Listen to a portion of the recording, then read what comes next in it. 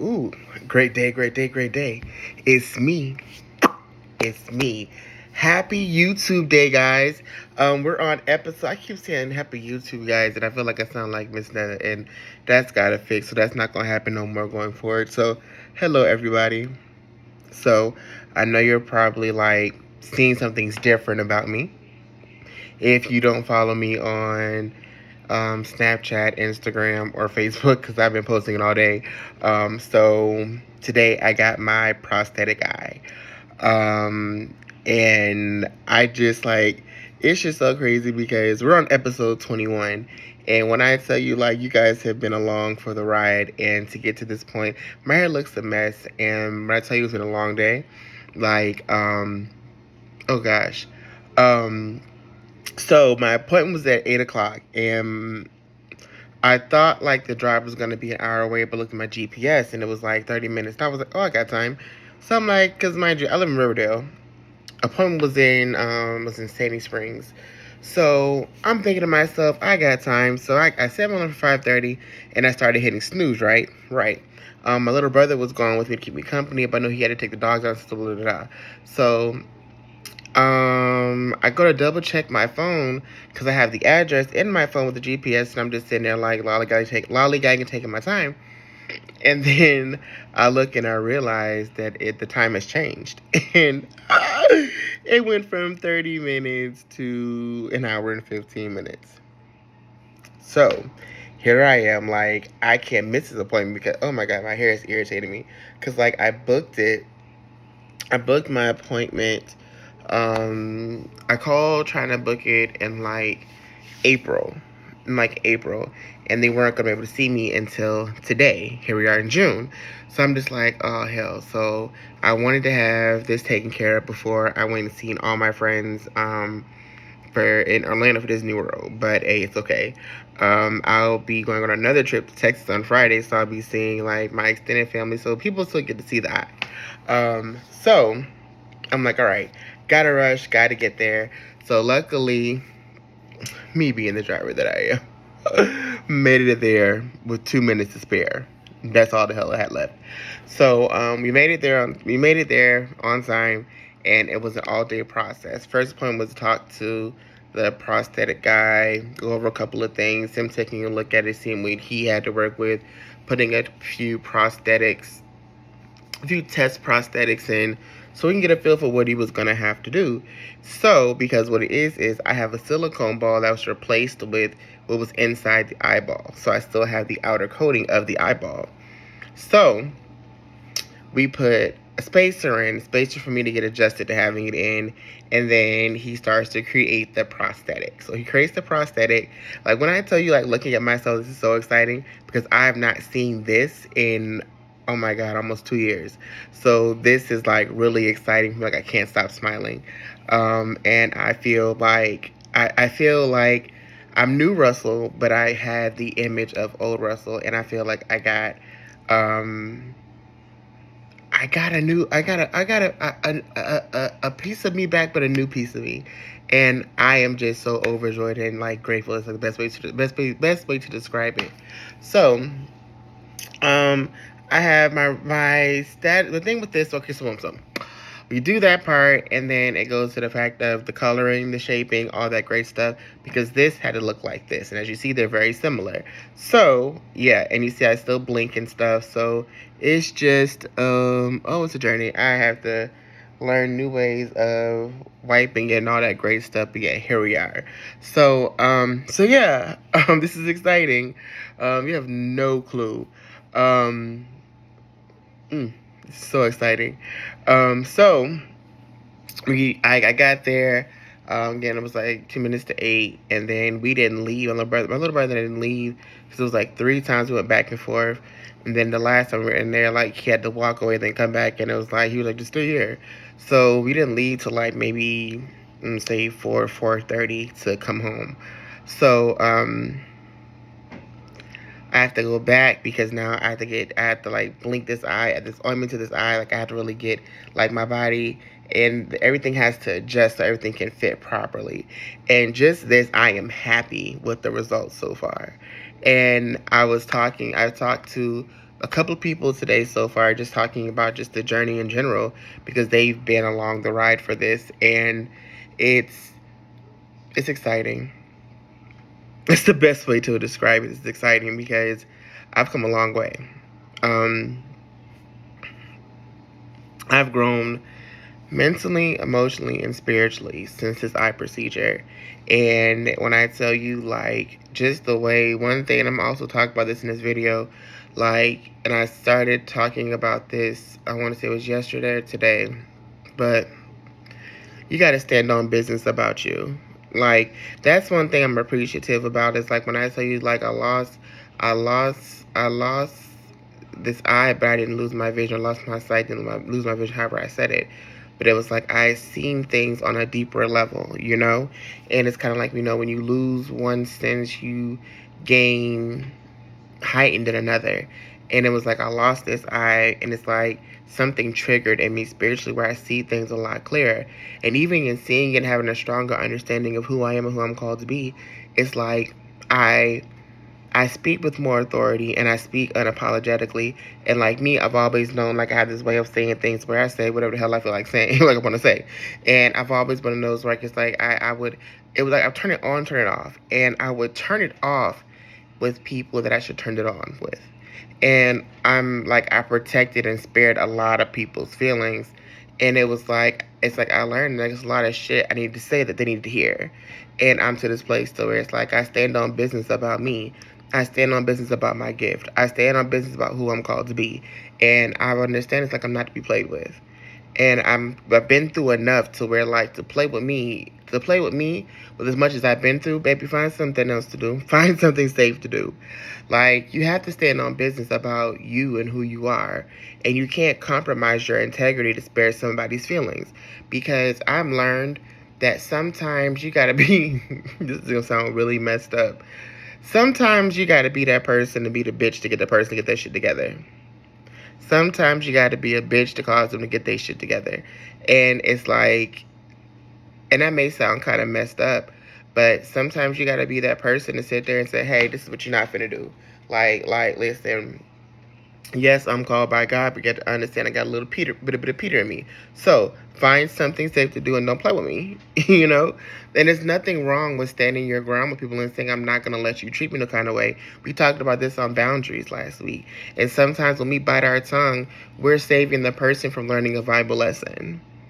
So it's a lot of times where I spared feelings. I didn't want to hurt their feelings, but sometimes I had to say things for them to understand, like, hey, like, the way you're going about this is really messed up, and it's got to stop, you know? So, yeah. It gets like that sometimes, you know? And I'm learning to just stand strong in who I am. And I want to encourage others to do the same. Like, when I tell you, like, things have worked out and I've found no fear in being myself. Like, I realize, like, having this eye back, it does trigger something new in me. It does trigger. But it's like, I remember not having this eye, and I finally found a beauty in me that I always heard was there. Like, just physically. Like, I never thought, be transparent, I never thought I was an attractive person. I knew I had a great personality, but I never seen myself as an attractive person. And it just kind of like, I kind of felt like people didn't date me because it was like I had a cool personality. But it was just like, he's not really my type physically, but I can make him my friend. And that was always like a trigger for me. But it was like losing my eye. It's crazy because I got a new confidence and I looked at myself differently.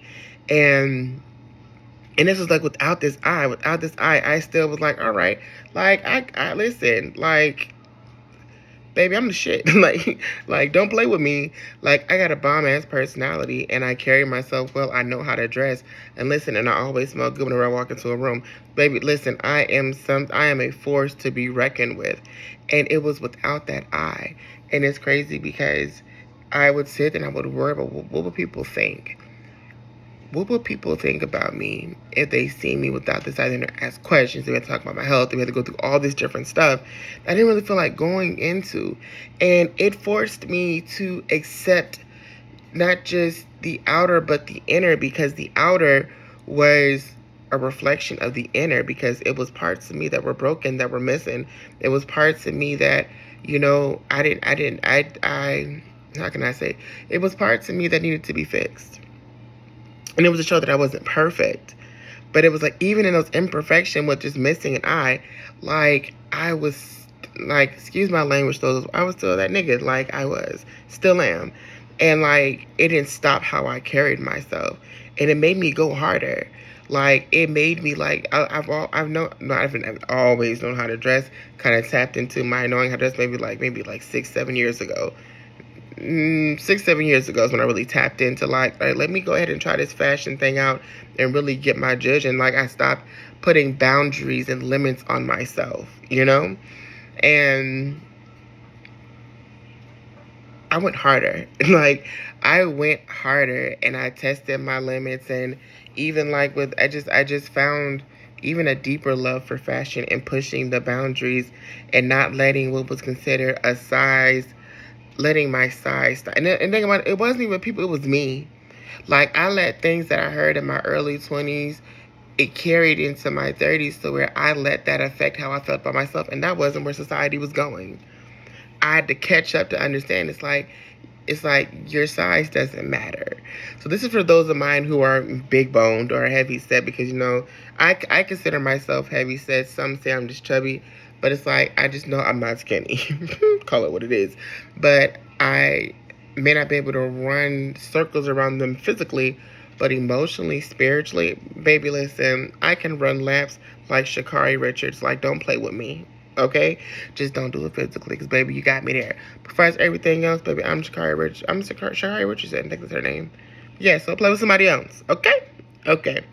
But I learned that about myself, and I went harder, and it caused me to tap into things and see things from a different place and it's like, I don't want to leave this place. Like, so, like, now that I have this eye, and I'm like, I haven't seen this in so long, I'm like, if y'all, because I know for me, I thought I was becoming an unstoppable force. Now it's just like, oh my God, like, watch out, because, like, baby, you've seen nothing yet. Like, I am, when I tell you, like, God carried me in such a major way. And I remember sitting there, like, going through the eye surgery and being in the hospital. That second time I was in the hospital after the complications and dealing with the infections, and doctor saying it wasn't, my surgeon saying it was, and all this back and forth and everything. And it's like, and I'm so grateful for my surgeon, because she advocated for me in areas where I couldn't speak for myself, and I am beyond grateful. And she connected me to someone who's a prosthetic specialist that is the same as she is. And baby, when I tell you, like, I remember sitting there telling her, like, what if I just don't want the prosthetic eye? Because it's like, it's so much of a hassle. It's so frustrating. And even, like, going back and forth to appointments, and thinking they're about to be like, all right, we're healed, we can go. And then her telling me, like, no, we're not there because of the swelling. And it was so much back and forth. Another possible infection. I'm like, baby, I don't want this. Like, it's not gonna work for me. And excuse me, need a drink break.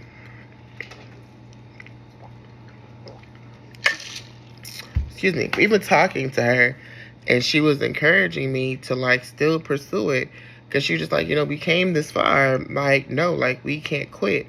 And what I loved was, it was never just a me by myself. It was always a we. And to get to this point, like everybody that I've talked to that's been along with this journey, like, I'm like, we did it. Like, we did it. Even though it's like, it was me, it was like, when I tell you, like, I had folk praying for me. I had folk, like, people that listened to me cry. People that listened to me angry. People that went about to not hearing from me because I was too sick to talk. Like, and I'm grateful. I'm so grateful, because I kept telling him, like, we won. Like, we did this. Even talking to my dad. Talked to my dad today, and I showed him the picture, and he was just so happy for me, so ecstatic, because even, like when I tell you, like, this eye surgery, moments before the eye surgery, like, God was restoring me in areas where I needed restoration and healing. Like, me and my dad, we talked, we reconnected, and I really like, my dad understood how much I loved him and how much I matured. And I learned how much my dad really loved and cared about me still. And my daddy was still my protector. At 36 years old, my daddy still protects me and does not play about me.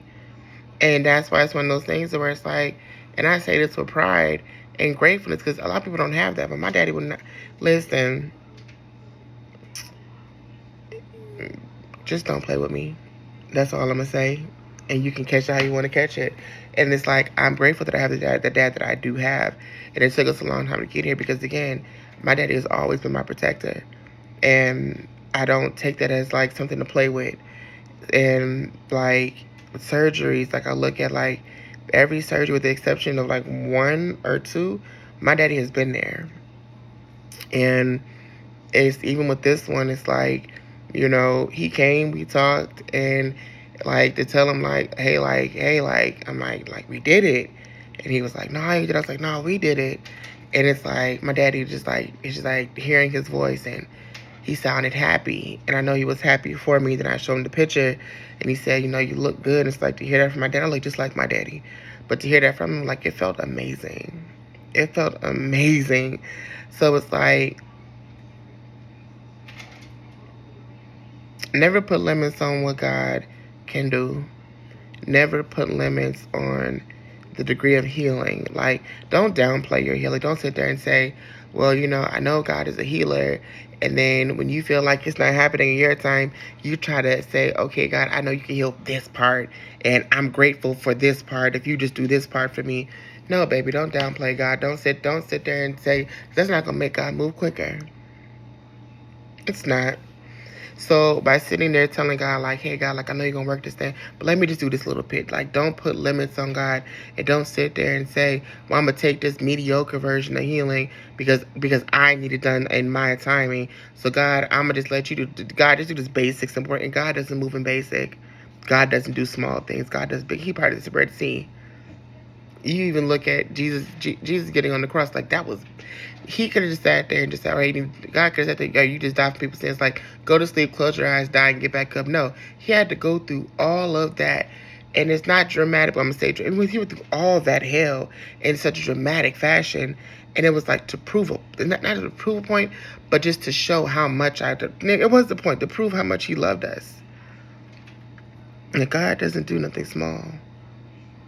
So stop putting limitations on what he'll do for you as regards to healing. Stop putting limitations on what he can do for your family. Stop putting limitations on him being able to stop putting limitations on what he can and can't restore. I know me and my dad never thought we would be in this place. The degree of conversations that we have, like nobody would have thought we could have been in this place. So you really got to sit there and think about it. These things like restoration can happen if you really sat there, you look for it in the right way. If you look for it in the right place, like it can happen. So don't downplay, minimize, or sit there and say, okay, like I said, that's all. Because like I look at my eye and it's like, this is dope. Like this is just dope. Even like showing the pictures and stuff on Snapchat, coming home and showing my eye, like it was like all right, cool. Like it was exciting just to talk about it because every time I turned around, it was an issue. Every time I turned around, it was like, okay, so something's wrong, or it's a delay, or it's not healing properly, or it's still swollen, or it was always some shit that was just like I can't move forward. So it's like to get to this part and to know everything else is just adjustments and adjusting and like the big stuff is like it's here, it's happened. So now we can sit there and do little things back and forth, checkups just for cleanings and follow-ups. It's we're here. So stand on business about you. Let God restore the areas. And this is what I'm saying from this journey. It's like it's part of my testimony because I'm getting baptized again this weekend. And I am so excited because I've been talking about doing this for a couple of months now. And it's just like I've been baptized before, but I did it as a child. And I have more of an understanding of who God is. And my relationship with him is so intact and it's so locked in, as they would say. Like, this is just like for me to say like, okay, this is how it's supposed to be done, you know? So I'm doing it for me and doing it for him. And a lot of people can feel how they want to feel about it, but it's not their relationship, it's mine with him, you know? So, perks to having your own relationship with God. You don't really, people can't tell you how to and what to do in regards to like how to move and navigate that relationship, unless it's to help you do it, you know? So, I'm excited because, and it's interesting, I would get baptized after this final step because I've been through what I've been through. And even like listening to a podcast today talking about something I'm working on, which is another form of forgiveness. And that's one thing, is like forgiveness never stops. And that's what Jeremiah was telling me. He told me like maybe like a month ago, like forgiveness never stops. You have to keep doing it over and over again. That's another topic for another day. Hopefully you'll be able to hear. Hopefully, like you'll be able to hear it from him, because like it was like such a dope message, and then only to hear a podcast where that's what they talked about again is like it was a blessing. So it's like, dude, it's just crazy. Like not crazy, but how God works things out, or how God puts you in places where it's like, now this is what we're doing. So I thank you all. I appreciate you all. I'm gonna post little videos on my TikTok from just the doctor's visit and everything else and how it went, because this is a very important part of this journey, and I want you all to see the God in it. Because I always say, like, you got to see the God in every situation. I want you to get a first glimpse, your own glimpse of yourself, to see, because I've watched God heal other people. I watched God heal a beautiful lady from cancer. Watched him do it. And it's like I watched God carry people through and heal people from brain tumors. I've watched God sit there and heal their body. I've watched God turn things. I watched it in real time. I've seen God in my own eyes, with my own eyes. And now I can sit there and say I know for myself. And it's just like watching how they handled healing showed me how to navigate through my own. So now, like, they have a testimony of healing, and this is mine. And you guys got to see it firsthand, and I'm so grateful you guys have taken the time to go along this journey with me and to look at me now, because I'm here. It may look a little lazy from time to time, but I gotta work this blinking thing out. So yeah, this is where we are. So the glasses kind of help out a little bit, but I'm grateful. Um, I'm tired, so I need to go to sleep. But this is episode 21. I'm so grateful. Let's keep doing this. Let's keep subscribing, getting these followers up. Let's keep building. If you got an idea for a topic, hit me up and talk to me. Shout out to my little brother, because when I tell you that baby has sat there and been there with me and had my back when I was sick, when I first came from the hospital, like getting me like my ginger ale and water and ice, and staying up in the living room to keep me company, someone by myself, like even like going to my appointment, just kicking it with me. Like, I'm so grateful and so blessed. I'm grateful for all of you that was able to sit and ride this train with me, pray with me, and just to be supportive. And it's up from here because we did it. So I thank you, I value, I appreciate you. I hope God gives back to you tenfold what you've given to me. And even people who sat there and the naysayers, I hope God gives you back tenfold what you need in regards to healing. All right? So that you can sit there, you can see God, and see God for yourself on your own accord. So I love you all, and I will see you all next week. Bye.